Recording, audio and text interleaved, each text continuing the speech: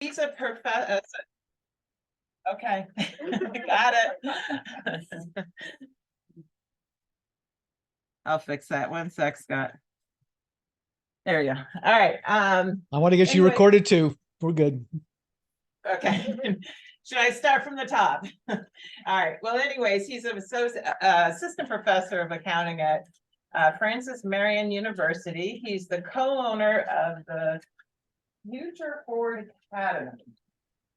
You might want to tell us a little more about that.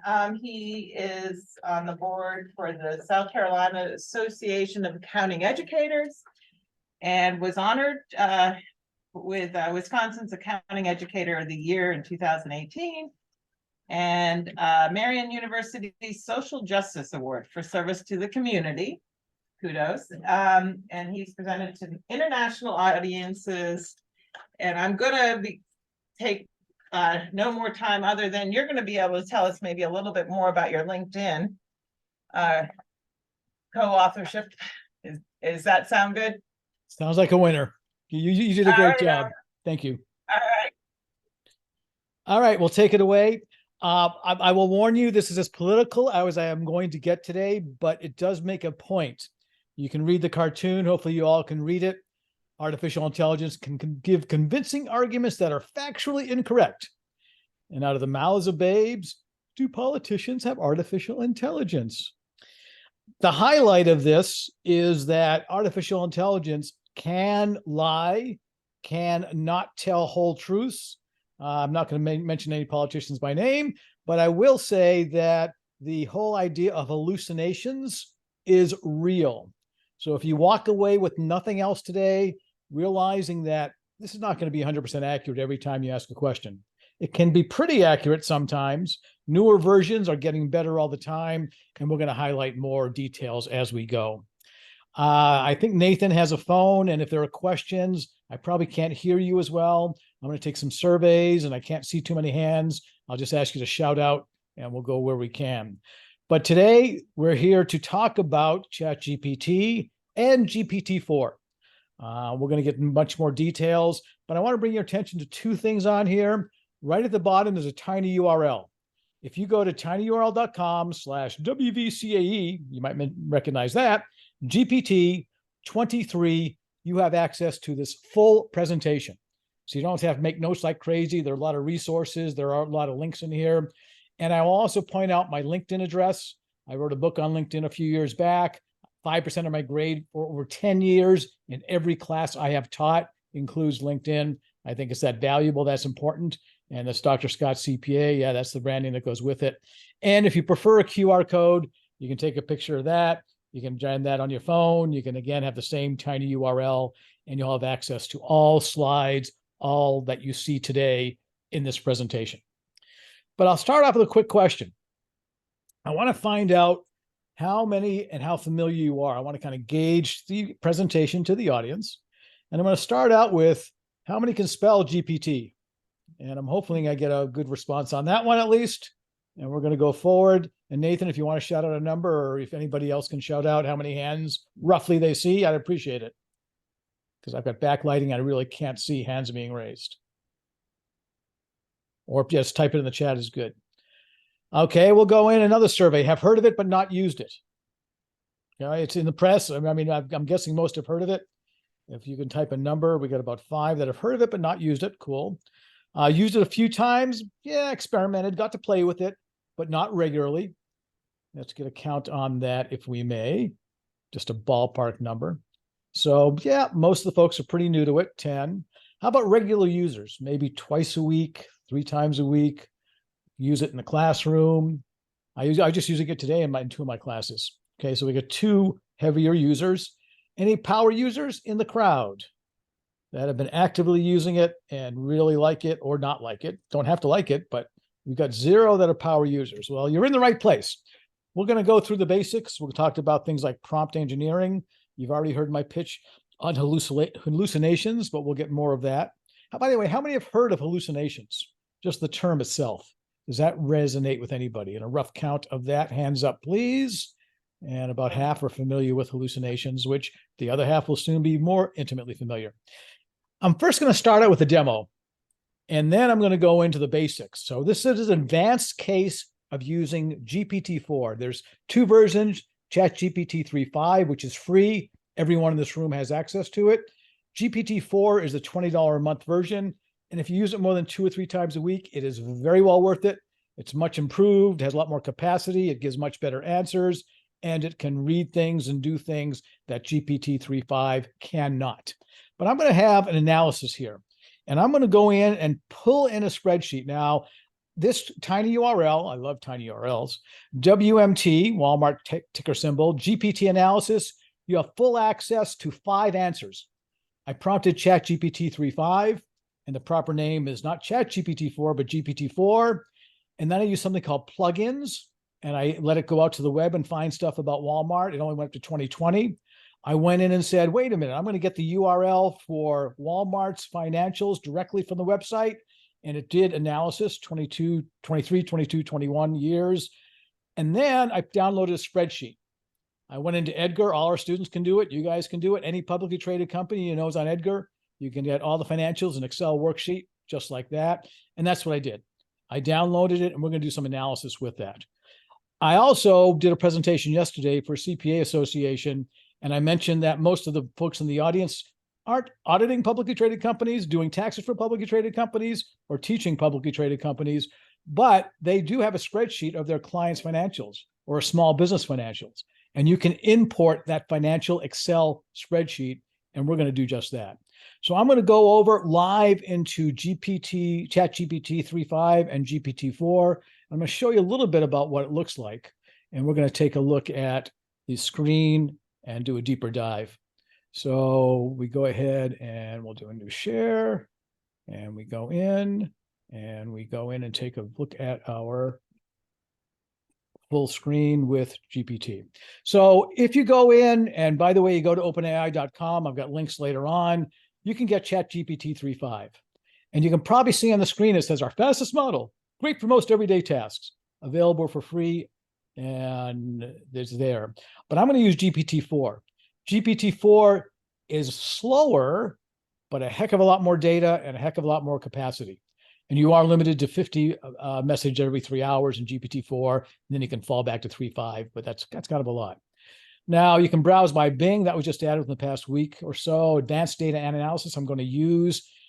And I want to mention plugins here because plugins are like apps on your phone. There are over 1,000 plugins, and you want to make a reservation through Expedia, there's a plugin. Give me the lowest fare from Florence, South Carolina, over to Cleveland next Tuesday morning. I got to fly out. It will do it. It can book it. It can access it. It can do things for you. You can access current data on the web. Most of you know that have used it say, wait a minute, 3.5 and 4 are not current, and they are not. But if you want to access a current URL, a current YouTube video, you have access to that. And I'll do some more show and tell in a minute. But I'm going to go into something called advanced data analysis. And I get now, instead of send a message, I get a plus sign. I'm going to upload a file from my local disk, actually in the cloud. I'm going to go into OneDrive, go in here, and I'm going to go get my Walmart data. So there it is, Walmart spreadsheet 2023, which at 3 years income statement, 2 years balance sheet. Thank you very much. We're on our way. Now, if you recall, when I went back to my slideshow, I said, perform analysis of the financial statements of Walmart based on the uploaded financials. So I'm going to go back here. I'm going to do just that. I'm going to hit Control V. I'm going to paste it. And I'm going to say, do your thing. Click the right arrow, and it's sending a message. All right, let's start by loading, examining the contents of the Excel file. It's a nice conversation. It tells you what it's doing. Okay, I finished that. Now what am I going to do? Well, the available financial statements are consolidated statement of income, profit and loss, balance sheet, yada, yada. Let's start exploring each one of these. So every one of our students can do this. Every one of you, if you have version 4, which is or 4.0. 4 is available on Bing as well, but it does not have access to the add-ins and the data analysis. So here we go. Here's our 2021 sales increased. It's analyzing it. It's previewing it. Take a look at the expenses. It can do charts. It can do graphs. It can do a heck of a load of stuff. And this is my 201 financial accounting project. Pick a publicly traded company, do horizontal analysis, vertical analysis, and group ratio analysis. and they can do it right here by just asking. So this is pretty powerful stuff. It will really, really do some cool things. It still can hallucinate. You want to go in and validate anytime you see something. But just look what is going on. Earlier payment of debt. Let's continue further down the income statement. And it's just going on and on. I'm not going to go too much further on this, but I did want to share this with you just to give you an idea of what it looked like as it goes. Powerful stuff, impressive stuff. So let's go ahead and we're going to head on back to take a look at our actual presentation, and we'll keep going. So again, you have access to all of these analyses. By the way, when it did 3.5, it just said, I don't know the numbers, but I'll give you the income statement, balance sheet, and what you would want to look at. GPT-4 kind of said the same thing. It didn't have access to the data, to the web itself, but these do have access to the web. These are plugins versus the advanced data analysis. Pretty cool stuff, pretty powerful stuff. I'm going to mention a couple of other plugins as we go. Summarize a YouTube video. There was a great interview between Lex Friedman and Sam Altman, 2.5-hour video. Okay, I confess, I watched the 2.5 hours. That was before I had the access to this. In about 3 minutes, it summarizes 2.5-hour video on 2 screens. Response part 1, OpenAI early days, achievements, potential of AI. Response part 2, it was 10 bullet points that it gave me, and I posted them here just for your display and take a look at. Give you one other quickie. It can create a video. It can do the sound, the closed captioning. It has images. It has people talking. It is an amazing tool using something that is called Visla. And when you do that, you say, here's my prompt. And this was the result, a GPT-4 response. Great. It gave me a title. It gave me details. It gave me description. It gave me taglines. And I claimed it. You have access to this as well through here. And as a matter of fact, I've got a bunch of videos that were produced on Visla, Networking 101, networking with a horror theme. All this stuff is doable with 4, not 3.5, not the free version. But again, you can start seeing the power of what this means. I'll go through the agenda in a minute, but I did want to make one more statement up front. The founder, Sam Altman, sharp guy, OpenAI co-founder and CEO. He doesn't take a salary, by the way, but he's made his money and he's taken the world tour. He's done some pretty cool things. His comment, it's slow, it's buggy, doesn't do a lot of things real well, but neither did the very earliest computers. And he's talking about the latest and greatest, GPT-4, not 3.5. As I say, it keeps improving, but it is in its infancy. I can't wait till it goes through adolescence and its teenage years. It's going crazy. So where are we headed today? Well, let's talk. I'm going to set the stage. I'm giving you some background and some things like plugins and data analysis and some terms that we have. I'll introduce myself in a minute in a little more detail. We'll go through an overview of ChatGPT 3.5 and GPT-4. If you're a Star Trek fan like yours truly, resistance is futile. Everybody here is hearing about it, reading about it. It is going to change life as we know it. It's going to change society as we know it. It's going to change capitalism as we know it.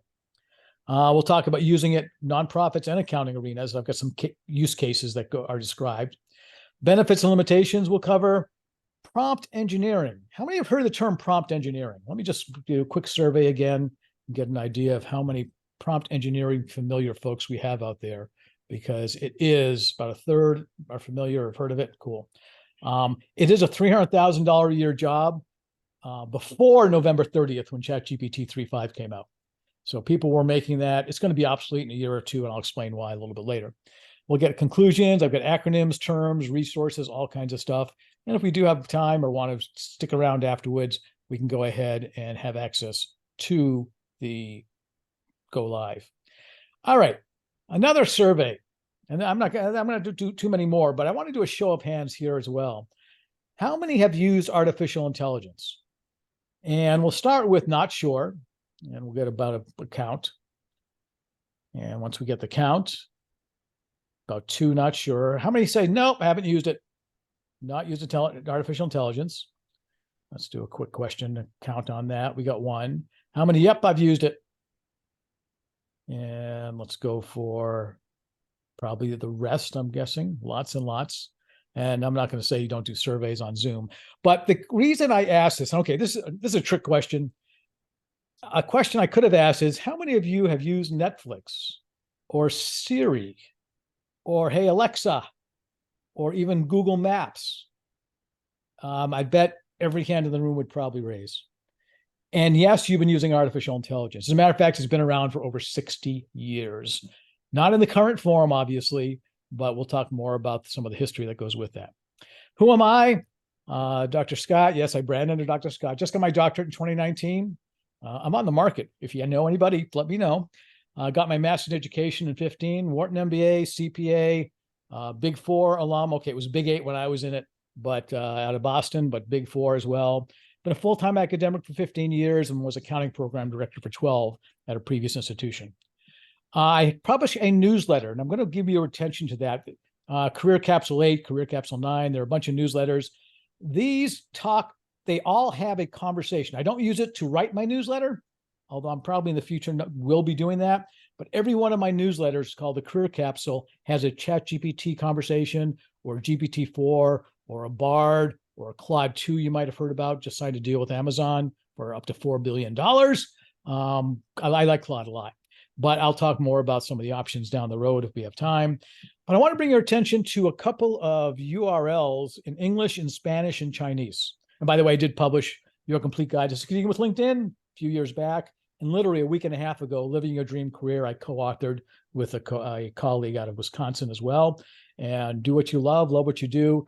We do a lot with the 18 to 28-year-olds seeking internships, seeking jobs, and that's a Future Forward Academy that was mentioned earlier. So if you have any questions on the career space, pretty actively engaged and involved. Just spoke at National Association of Colleges Employers in Orlando this summer, at the IMA conference, the national conference as well in Minneapolis, AAA. So we have fun. I have fun. This is cool stuff. I'm going to bring your attention, though, to Colisean as a tool. I'm not going to play the video, but you will see a 2-minute video by Richard, who I call my assistant. Richard happens to know over 75 languages, is willing to work 24/7 for me, has not asked for a raise since I've been working with him. Okay, yes, it's artificial intelligence. I type in English what I want him to say, and he spits it out very gracefully. But I also translated to Spanish. And what was interesting was the background screen changed to Spanish, the closed captioning was Spanish, and the lip sync was right on. And my wife's Hispanic, Dominican Republic. When I asked her, how's the Spanish? She said, spot on. Then I did a Chinese translation. Again, the background changed to Chinese characters. I've been to China. I can count from 1 to 10, but I don't know the language. But I do know enough to ask somebody who does. And one of my co-advisors on my dissertation committee from Taiwan, I said, how's this Chinese? Spot on. It changed in closed captioning in Chinese. And you saw the lips coordinate and sync. So Colisean is a pretty cool tool. Synesthesia is another one that a lot of people seem to use. I like Colisean a lot better. It's pretty graceful. It's pretty powerful stuff. And by the way, if there are questions, go ahead and feel free to interrupt me or channel through Nathan, because I am monitoring the chat and I can see things that are going on. I have a prediction for you. We will soon each have our own PVA, personal virtual assistant. What's that going to do? Well, that plane reservation I gave you an example of earlier, you're going to say, PVA, make me a reservation. It will. It may come back to you and say, wait, we got some choices, another $50 to get you here at this time. What would you like to do? Or I got a hair appointment, or I've got a conflict on my schedule. Resolve it. It will take care of handling all your needs and desires. It also can be a personal tutor. That tutoring side, got questions. I'm trying to do some research. Give me some insights. Give me some ideas. How about a sounding board? Powerful tools. It's like the Star Trek, hey, computer, give me some answers. And you get those answers, and it will do things and follow up, and it will remember. I bring up to your attention a couple of other companies on here. You've heard of Apple. They're going to come out with Apple GPT in 2024. That's probably going to go through Siri. There's your personal assistant. Alexa. Actually, I had this slide done before they signed the deal with Claude and with Anthropic. But Claude and Claude 2 and Claude Pro is made by Anthropic, one of the founders of one of the 3 original programmers from OpenAI, sharp guy also. And then Pi is a personal assistant with Inflection. The reason I give you these 2 other names, Inflection and Anthropic, if you recall, about a month and a half ago, the White House had a gathering of the heavy hitters, Okay, let's go ahead and pull in from Amazon and from Microsoft and from Meta, our Facebook friends, or Alphabet, our Google friends. They also pulled in somebody from Anthropic, the CEO, and Inflection. They were lesser known folks, but they were on the agenda. They were included in the loop. So it was pretty cool on what they had to say. So there's some names to watch for coming down the pike. All right, let's go take a look at a little bit of history. November 30, 2022, history was made. ChatGPT 3.5 was released and revolutionized. It was, now I'll tell you, Alphabet was first. They had a company in 2014 they invested in out of London, and they were doing some cool things, but releasing to the public was a brainstorm, and they, you know what, caught OpenAI off guard too. They didn't realize how popular it was going to be. GPT-4 was released in March of 2023. So you look at about 4.5 months later, they got the latest and greatest. They're not changing it to 4.1 and 4.2. I think they're up to the September 26th edition of GPT-4 right now. And today is September 29th. So we'll date this video as we go. But you look at that and say, well, no, it's accelerating. Maybe in May, we're going to have, no May, no June, no September. The CEO said, no rush on GPT-5. So people start to say, maybe 2025. Well, now they're saying it might be sooner because there's a lot of competition out there and they're getting the jump. I've got 2 slides on timing. One is when GPT launched in November 30, 2022, the time to 1 million users was only 5 days. Compare that to Instagram, 2.5 months, Spotify, 5 months, and amazing turnaround. And I'll confess, I was probably late to the game. I was probably part of the second million users. I started using it the second week after it came out, not the first. But I've been using it a long time, and I'll give you some examples of what I was doing with it in December. I had to change this slide, though. It was the fastest to reach 100 million users. Did it so in 2 months. TikTok was 9 months. Instagram was 30 months. I had to change the slide. You might have heard of Threads by our Facebook friends at Meta. In 5 days, it had 100 million users. That's the Twitter, or now formerly known as Twitter, now known as X. 5 days to 100 million users. Now, I was in that 5 days, and I haven't touched it since. It's not like some people have heard of Clubhouse. It was the audio part when it came out during COVID. That kind of fell off the wagon. Well, Threads seems to have fallen off the wagon too. I don't know anybody that's signed up for Threads. And by the way, because it was through Meta, anybody had an Instagram account, there you go. You've got Threads at your service right away. And if you want an Instagram, they reminded you many times to add it on. I have not been in Threads since that first week the first 5 days that I did sign up. But I'll tell you, I've been in ChatGPT a whole bunch more. Okay, we'll get academic for a minute. We'll have a couple of academic slides. Moore's law, also known as the law of doubling every 2 years, chips on basically circuitry, and half the cost. Gordon Moore, Moore's law. You may not have heard of Sevilla's study. Jamie Sevilla in 2022, he said AI has been doubling every 6 months. And if you do the math, that's quadrupling every year. And it's been going on for over a decade. The original hockey stick curve. This is accelerating, going wild, going crazy very quickly. So how can it go so quick?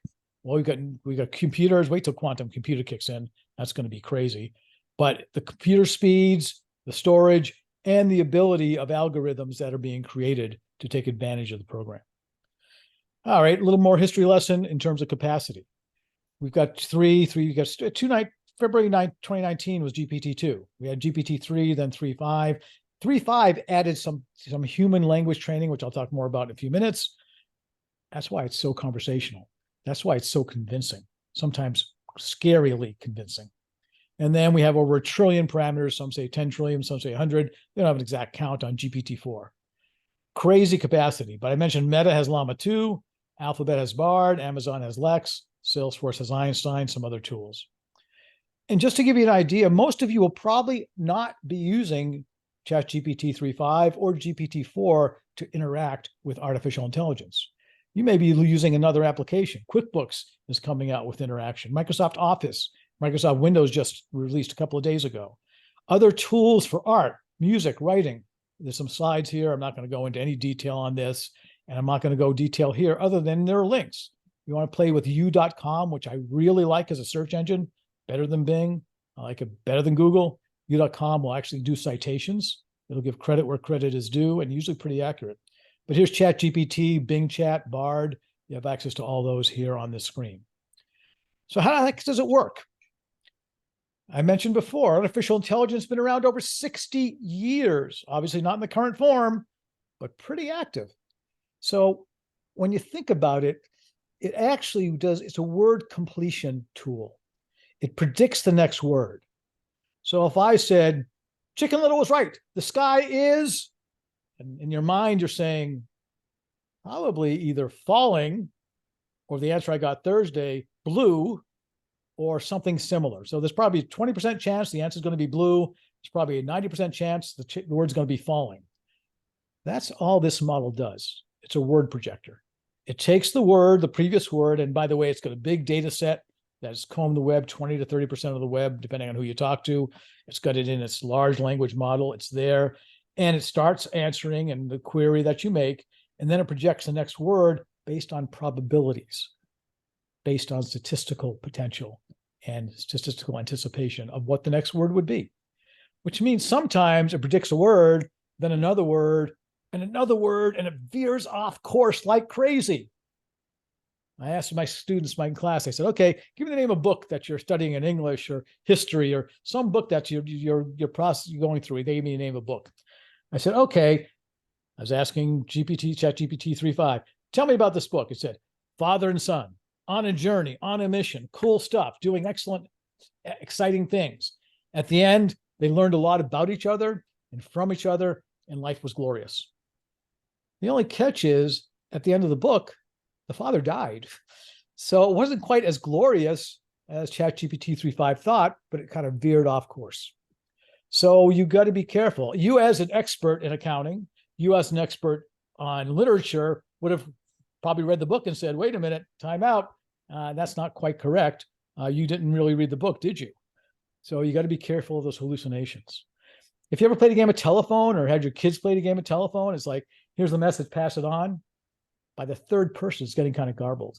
And by the 10th person, it doesn't even resemble the original message. So that's the veering off we're talking about. So it very quickly will predict the next word based on probabilities. It's human-like conversation. And further down, it says RLHF, reinforcement learning from human feedback. I think it was like $2 an hour. They're paying a bunch of folks in Kenya. Multiple choice. Here's 5 statements. Which one sounds better? B. Here's 5 more statements. Which one sounds better? D. Here's 5 more statements. B. Whatever it was, it picked up English in a very, very powerful way by hearing it, seeing it, and having people giving it feedback saying, this sounds better. This is a better tool. And I have a German colleague I was just talking to a couple of weeks ago. She differentiates. Yeah, there's over 100 languages ChatGPT knows. Okay, Richard only knew over 75, but on that application. But with over 100 languages, you can ask in German and get an answer in German. Her trick is to ask a question, translate the German question into English, answer in English, translate it back to German, and she gets a much better result because all of the learning that ChatGPT and GPT-3.5 and GPT-2 for that matter, most of it's coming from English sources to go with that. What are some other terms? GAI, generative artificial intelligence. It's generating responses, generating what it wants to tell you. It's not, by the way, it's not AGI. Okay, AGI, and again, it's not adjusted gross income for us accountants in the crowd. It's also not artificial general intelligence. Let me explain AGI for a minute. You might say, you know what, go cure lung cancer. And AGI will say, okay, let me go figure out how to cure lung cancer. It'll go in, it'll do some research, it'll do some analysis, it'll look at proteins, it'll look at medications, it'll look at all kinds of treatment plans. It'll go in and say, bing, I got an answer. Here's a cure for lung cancer. People are saying that's 25 to 50 years away, and I would not doubt that, but it may be sooner, maybe later. But the AGI opportunity, you can't do that right now. It can analyze proteins, it can project all kinds of minerals, it can analyze and figure out things that have heretofore been almost impossible to really generate an attack.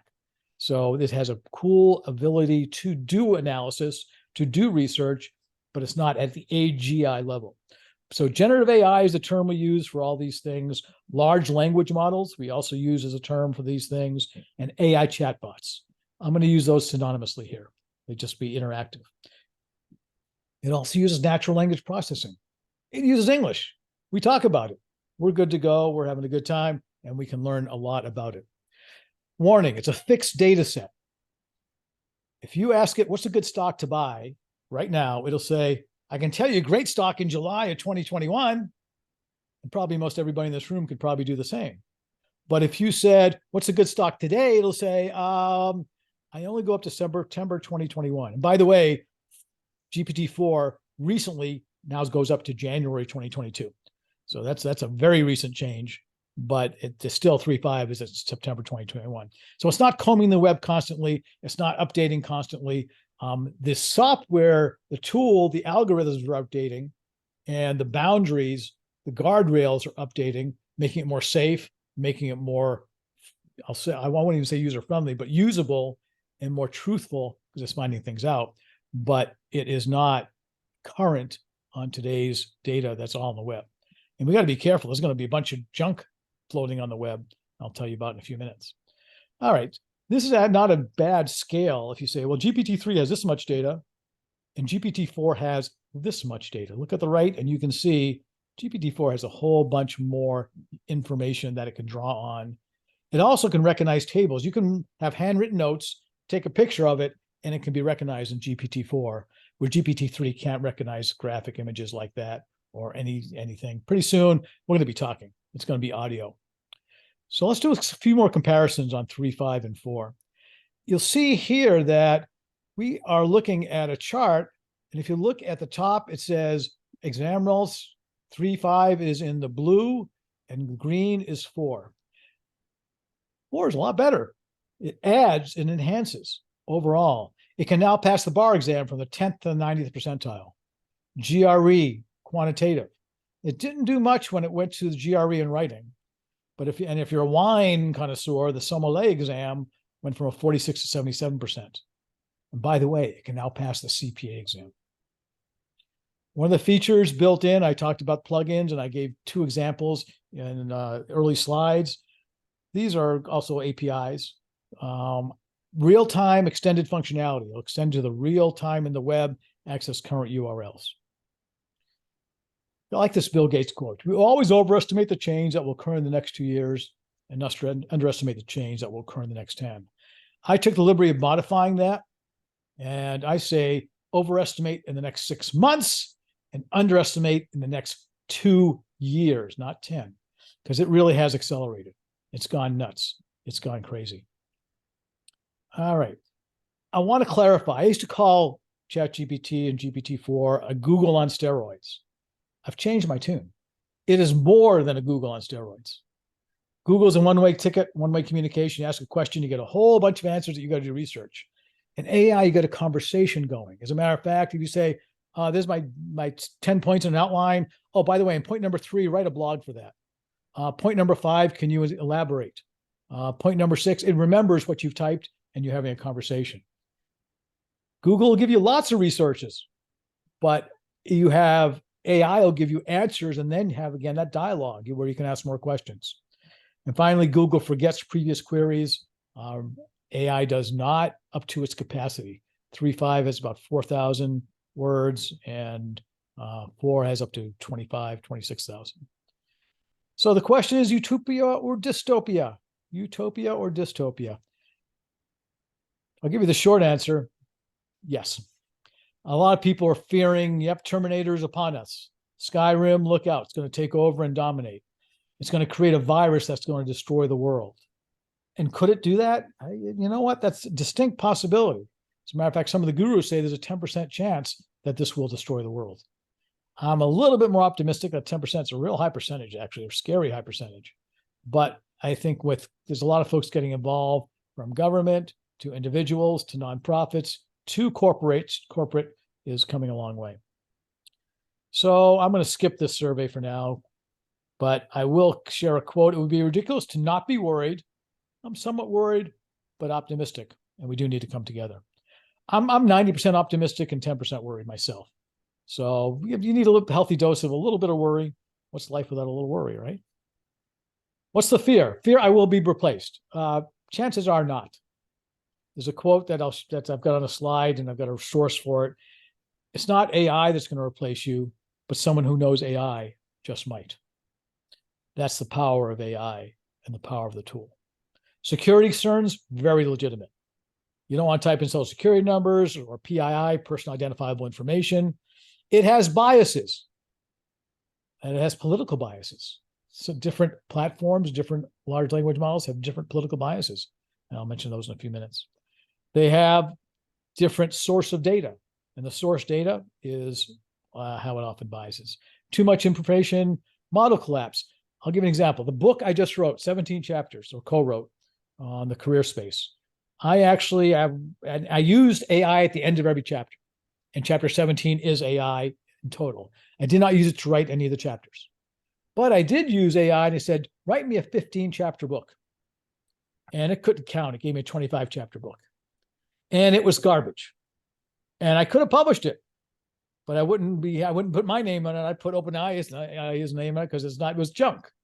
But if that 25-chapter book made it onto the web and now got perused by any type of tool that was going after data and sucking up the data, there would have been junk put in there. And there's going to be a lot of junk flowing into the web. That's one of those unintended consequences. Bad actors, phishing tips, plagiarism, IP. Yep, we got concerns. Cheating. I'm most concerned about deep fakes. I mean, I saw Trump, I saw Obama in some deep fakes. Very convincing. Misinformation, cybercrime, hallucinations. Did I mention it hallucinates? Unintended consequences, using a lot of energy. Microsoft is looking into nuclear power right now to generate energy to power some of its computers. And here's that AGI, artificial general intelligence or artificial human intelligence. And the NASA quote, faster, better, cheaper. It's getting faster, it's getting better, it's getting cheaper. Fear is natural. This is bigger than the printing press. Although there's a lot of fear with the printing press. It could print lies. So can ChatGPT and GPT-4. Bigger than the wheel and the axle. Bigger than writing, in my opinion. Bigger than the web, bigger than mobile phones, bigger than the electricity. This is a tool that's going to change life as we know it. Resistance is futile. Everybody's using it. Typically in the school I'm at, over half my students are using it. About a third to a half were doing it last semester. But they are, and we want them to think critically. I'll give you an example of how an exam I created that thinks critically. It sounds smart. Artificial intelligence. It's not intelligent. It's an algorithm. It's a computer. It hallucinates. Did I mention that? It lies. It makes stuff up. You can pass the bar exam, but it flunks my accounting exam. Let me give you an example. I told you in December, I started using it. I plugged in an accounting exam. I said, okay, here, take this test. 5 out of the first 6 questions, it got right.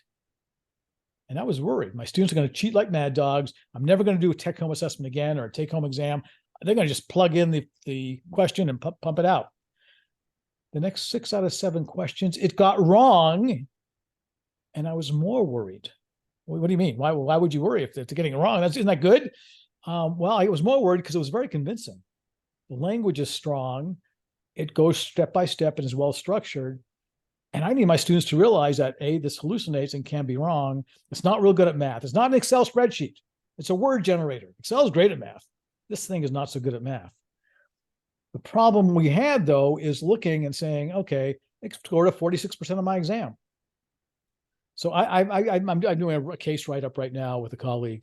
I use this exam. I have 2 You're the Auditor exams. I didn't give me one. Let's do this midnight Saturday, first 4 chapters in financial. I give the question. I give a ChatGPT 3.5 answer, which I tell my students is right. In this case, it was 52% of the time, not and totally random. I didn't pick and choose. I'm going to take half my questions that are right. Of all the questions I ask it, it scored a 52%. I give it 3 distractors, or 3 other answers. I say, you know what? If you want a 52%, circle A, ChatGPT is right. We're good. If you want to get a better grade than a 52%, please go ahead and find the right answer. So two birds. I'm trying to do some critical thinking, and I want my students to realize it's not always right. You can't just trust it blindly. It's a great tool, has its limitations. What I don't tell them is GPT-4 scored an 84% on that same exam. So am I still worried? Yeah, a little bit, but that's where I don't say that in public as much to any student oriented environment. The hope, opportunities abound, is going to change life and education, but change is the only constant. Let's keep jumping. So overview, data set from 21 and prior, or 2022 now with GPT-4. It's very vanilla, lacks heart, soul, authenticity, ethics, morality. I teach Sunday school. I said, give me a sermon. Okay, Old Testament, give me a sermon on something. And it didn't have the heart and soul. Now you can adjust it to make it more creative, to give it more empathy. And those are part of the prompting process, but it has a certain lacks. Reflects human biases. Academic integrity is real. Risk of jailbreaks, it can you go outside the bounds. But in college, we call it cheating. And when adult ed, we call it collaboration when we actually get out in the work world. I'm not going to go down that path either right now, but I'll leave that as a food for thought. It's great for summarizing. If you got a white page in front of you, it will springboard ideas. Translates into over 100 languages. Rubrics, resumes, reflections, checklists, surveys, schedules. Traveling to Madrid. All right, I like restaurants and I like museums. Give me an itinerary for 5 days, Monday through Friday in Madrid. It'll give you a schedule. It'll give you restaurants. It'll give you museums. And you better check if they really exist or not, because it will hallucinate. And you might show up to an address that's a vacant lot. And if your Spanish is real good, you may not know how to get back to where you need to. So you got to be careful on that. Got to be careful on banning. And a lot of folks are banning it. Samsung banned it. Apple, internal use banned it. Amazon, Deutsche Bank, Bank of America, Wells Fargo, Accenture. And we'll talk about why in a couple of minutes. But be careful. We emphasize critical thinking, our students and business professionals. We, our colleagues, you and I, need to be critically thinking about as well. And use appropriately, understand the technology. So who else? Verizon, Goldman Sachs, JP Morgan. They're banning it internally. Well, there's some legal ramifications, probably, government contracts, possibly. But let's think about it. If I was the CEO of Samsung and I said, you know what, I've got a strategic plan, tidy this up for me. I've got the basic strategic plan, but I want to make a speech about it. Give me a speech that sounds cool and make it very directed, make it a little more formal, I guess a little more natural, insert a little bit of humor, and it takes a strategic plan, gives you a wonderful speech. And then Scott Dell over here in Florence, South Carolina says, you know what would Samsung's strategic plan look like if I were to have a strategic plan? And it takes a CEO's strategic plan because it remembers what they typed, and it gives that to me. And I didn't know it was the CEO's strategic plan, but I don't think he or she would be real happy with me having that plan in my hands and talking to other people. It was banned in Baltimore. It was banned in New York City. It was banned in Seattle, Beaverton. It was banned in Greenville, South Carolina, and Charlotte, North Carolina. The problem with banning, and I think it was over 90%, actually 90% of entry-level jobs, or companies have entry-level jobs requiring AI experience or knowledge. Well, if you ban it in a school and, with the Chromebook that you have can't access it, you know what? You're going to be at a disadvantage when you go to college or when you go in the workforce. The have-nots don't have a parent. They can say, can I use your computer? The haves are going to say, Mom, Dad, I got to do some homework. My Chromebook can't access what I need. Can I use your computer? And if Mom or Dad has internet access to a computer, who's going to refuse? But if Mom or Dad does not have internet access and you don't have a computer and you're stuck with your Chromebook from school, you're going to be at a disadvantage. Even Italy banned it for a month because of some things it was not doing. So in summary, the genie's out of the bottle. The ABCs, sharp guy, Jeremy Schiefling out of Khan Academy, marketing director. Beware of accuracy. Oh, did I tell you it hallucinates? Beware of bias. It'll assume a doctor's male or a nurse is female. But if you understand the biases, you can prompt around that. And confidentiality, don't get the information out that you don't want. And this is that quote, it's not AI that's going to take your job, but someone who knows it might. It's an title article in Business Insider back this past May. So let's talk about some of the career. Here's that 98% of companies hiring entry-level candidates require experience for some positions. That's 980 out of 1,000 hiring managers. And this was even before, this was months ago when this came out as far as an article. Industries using it, you can look at this later on. PwC had some projections. Health is the biggie, scientific and technical biggie. Finance and insurance are on the losing side. Manufacturing is the big loss. 9 in 10 hiring managers say ChatGPT experience can be more valuable than a college degree. Now, this scared me. I think it's totally ridiculous because half the people on there probably haven't even used it. Every time I speak to an audience, I'll get half the folks that really don't use it, not real familiar, but they're still predicting, more valuable than a college degree. The trouble is, to create a prompt, you need some creativity. I don't want to begrudge blue collar, plumbers. I mean, you want to be a welder, you're a 6-figure job out of the gate. All right. Electrician, great. Construction, cool. We need all kinds of jobs. But if you want a creative thinker that can create prompts and have some of that critical thinking, critical thought process as well, I don't have to, I'm preaching to the choir here, I know, but it scared me when people are thinking that way. So let's talk about some biases. I thought this quote was quite appropriate. GPT is white, American, neurotypical, and affluent, mostly. Source data. No wonder it has biases. And again, you can prompt around that. And then one other item I wanted to mention, political biases. Look at OpenAI, leans left and libertarian. And thank you, Google. Meta's leans right and authoritarian. I thought that was an interesting study. And I have all the references here, and these are legitimate references that are there. Career space. What's the world look like from job perspective? 85 million jobs to be eliminated, 97 to be created. That sounds like a net gain of 12 million to me. You don't need to be a CPA or accounting instructor to do that, or a business person. 2020 got revised, 83 million eliminated, 69 million gained.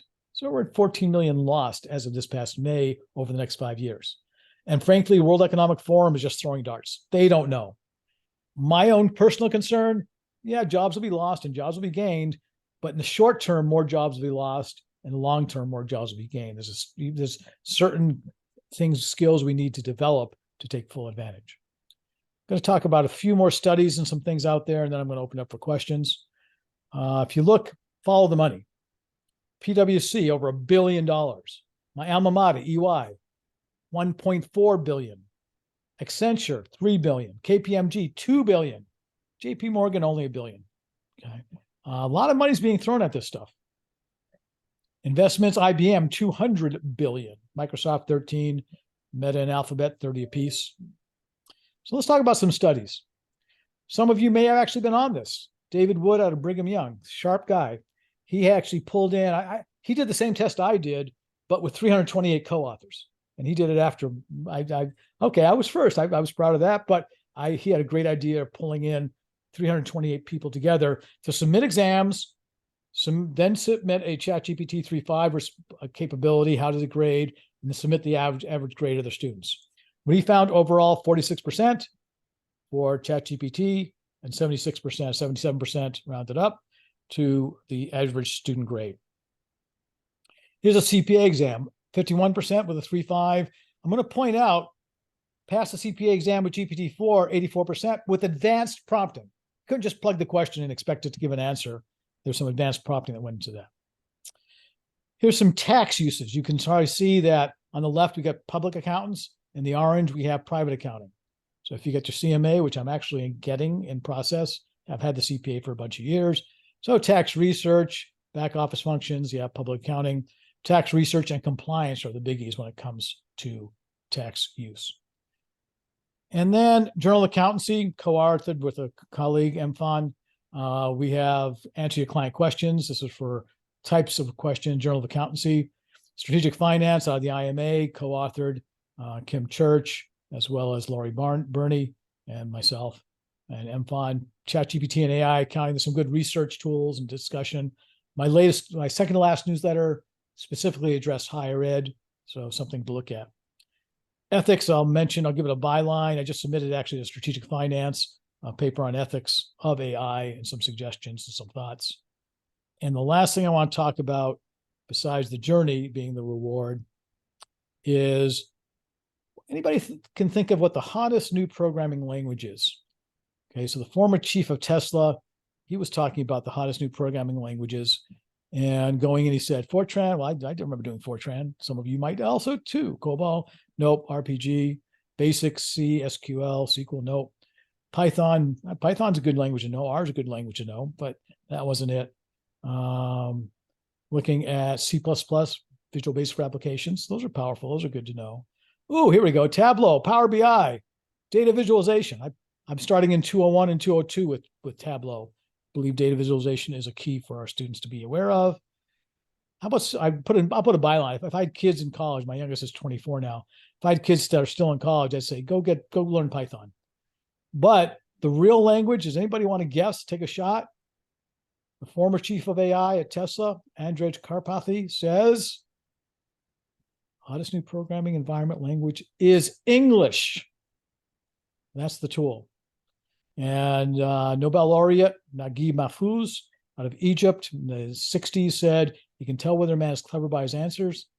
You can tell whether a man is wise by his questions. A little sexist, but that's probably a sign of the times.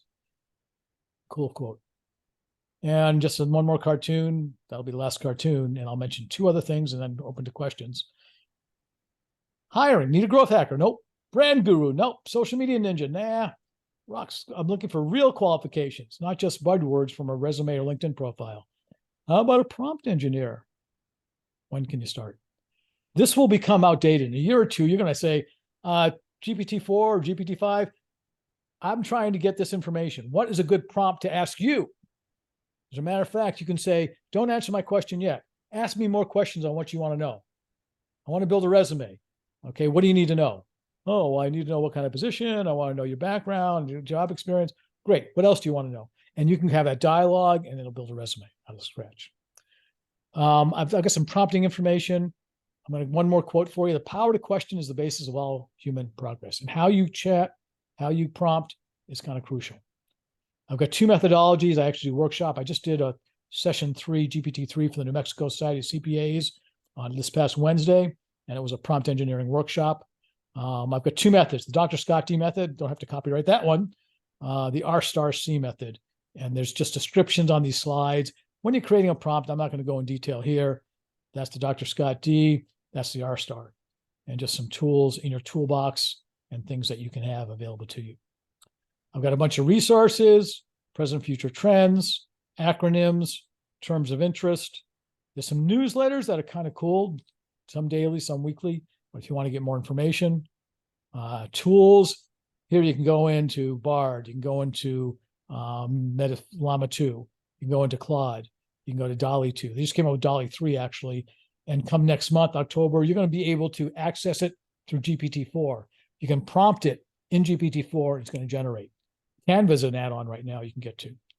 AI in higher ed, you might want to look at some of these tools. There's actually an outstanding resources here and a Padlet. That fourth item is a Padlet out of Europe that's pretty good. And I'm going to put here the career capsule newsletter, tiny URL, just in general, my LinkedIn profile. I'm going to open the floor to questions, answers, dreams, desires, wants, curiosities, and try to answer questions. It's 53 past the hour. We've got 7 minutes. The floor is open. I've got a bunch of more resources on the slides. If there are no questions, I can keep going. I can keep going for another 5 hours if you like. I don't think you want that though. You'll bump into your dinner time, but I appreciate your time and commitment and your opportunity to be here and share with you. Anything come to mind?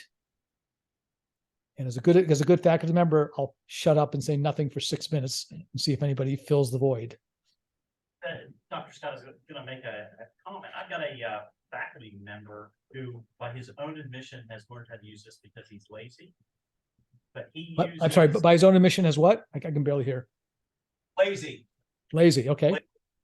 So he is using an add-on or a program called Whisper to convert his lectures into text, and then he's using ChatGPT-4 to create his multiple choice questions based upon his lecture, and then sticking that out there for students to do. It's like a little check quiz to make sure that they were paying attention during the day. Are you seeing more and more accounting instructors or any kind of instructor utilize this as a productivity tool? I'll share. I'll see two kinds of accounting instructors, and actually higher ed. I did a session at USC, and that's not Southern California. That was South Carolina. I had a workshop, half-day workshop, and I've got one coming up at Clemson as well. The short answer is yes, I'm seeing more of it. But there are two kinds of folks. There are the bury your head in the sand folks that I'm retiring next year. I don't want to deal with this. It's like the same group that earlier was saying, I really don't want to teach online. We got COVID, I'm retiring. So I see some people saying, I don't need to worry about it because I'll be out in a year or two. The reality is, though, they do need to worry about it because their students are using it. And I'm not going to embarrass anybody. I say, who in this room is lazy? All right. You know what? If I can find an easier, quicker, faster, better way to do it, I'm on the bandwagon. And this is one of those tools that will enhance. Now, let me clarify. If you're a professional, it'll 10x what you do. So if you are an experienced faculty member, you know the subject matter, and now you know to ask the right questions, and you prompt it effectively, and there are some other tools you would integrate, you are right, but you can do a heck of a lot with rubrics and design and curriculum and outlines and programs, and you can, give me learning objectives, whatever you want to do, you can do it and make it that much more efficient. You can do in 5 minutes what used to take you 2 hours or more. Is that laziness or is that being smart? The other side of that, I'm sorry? I think he is being smart, and he says, the $20 a month, it is well worth my time to do this. $20 is cheap. You bet. How much time do you need to save $20 in a month? It is amazing. I mean, we're designing our website. I was with my business partner this morning, and they drafted some text for the site. I said, "So did you ChatGPT it?" And she goes, "Oh, thanks. I knew you'd ask that." And so, sure enough, we went in this morning, and we went on GPT-4, and the output far superior. I just was published South Carolina CPA Journal, and I said, "You know what? I'm going to give you an article." And then I'm going to give you an article that GPT-4 enhanced. And you might want to publish both of them because they asked for a AI article, which I gave. I did for Wisconsin as well. And the cool thing they did is they published both. And now they got a QR code that says, can you tell which one is Dr. Scott and which one is AI? And there is a noticeable difference in tone, in clarity. I mean, I'll say mine was pretty good. That was the basis of the article. But if you start with something, it will enhance it. So as I say, it'll 10x what you do as a professional. If you're a professional, you're asking a tax question, you'll know in IRC, Internal Revenue Code, if it's junk, garbage usually, or if the numbers are out of whack. But if you're a student, a novice, or someone who is trying to just figure this out with not a lot of experience, it will enhance what you do in the word area, but it may give you wrong answers. As you as a professional can notice the wrong answers. You as a professional can judge, it gave me 20 multiple choice questions. 5 of these are darn good. 3 of these I can ask 2. I'll use those. Or 18 out of 20 were pretty good. But be careful. I've gone in, I said, okay, give me the board members, the board of directors of a publicly traded company. It gave me 8 names. Not one of them was right. But I did ask for names and it gave me names. I asked for and catch, I said, okay, maybe they all changed since September 2021. No, they didn't all change. It was making up names as it went. I asked for 25 books on this topic. It gave me 22 great books, and I recognized most of them. 3 of them I didn't recognize and had never heard of. And I said, let me look that up. It sounds like an interesting book. It made up the title, it made up the author, it made up the URL where I could order it. I asked for podcasts. It made up podcast names and URLs. I asked, there was a group of 50 state societies. I'm saying, give me the first name, last name, and their email address. What did it do? It gave me 50 names, first name, last name, email address. Not one of them was correct. So I had to go back and I needed those. It was actually 52 names, 52 societies. I needed the names. So I had to go back and, okay, Google, thank you very much. We went down that path. But you get the idea is it has its limitations, but great question, great thought. And if you take advantage, it's with us to stay. Other questions? Scott, can you go back and give us the picture of whatever it is to get this slide presentation. There was so much stuff there. There really is, isn't there? Happy to Go do back. so. Quick Okay. picture. Yep, I will go back to the slide that has the QR code and the tiny URL on it, and I will share that right away. Share. Okay, why does it want to? Now, why does my computer want to be slow right now? There we go. There you go. So tiny URL WVCAE GPT-23, or take a picture of the QR code and you're good to go. Other questions? I'm happy to hang out for as long as you want me, but if you have anything else that comes to mind, feel free to reach out directly as well. You have my LinkedIn address, you have my ways of communicating, and you have my slideshow. If you want my books, they're right there.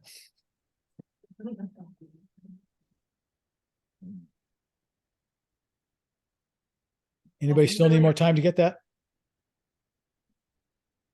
You all good? Yeah, I think we're all good. All right, thank you so much. That was You're welcome. interesting.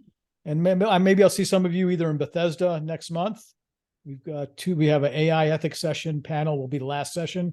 A gentleman from KPMG and 3 others on the panel, including myself, that we proposed, and then I'll be at SET in Atlanta come January. So maybe we'll catch up there, or anytime, feel free to reach out. If you make it down to South Carolina, we're the halfway point between New York City and Miami Beach in Florence, South Carolina. So come on by on I-95. All right, well, we really appreciate your time, and it was nice to meet you. That was Thank you, terrific. Scott. The honor was mine. Thank you for your time. Best of luck. Enjoy.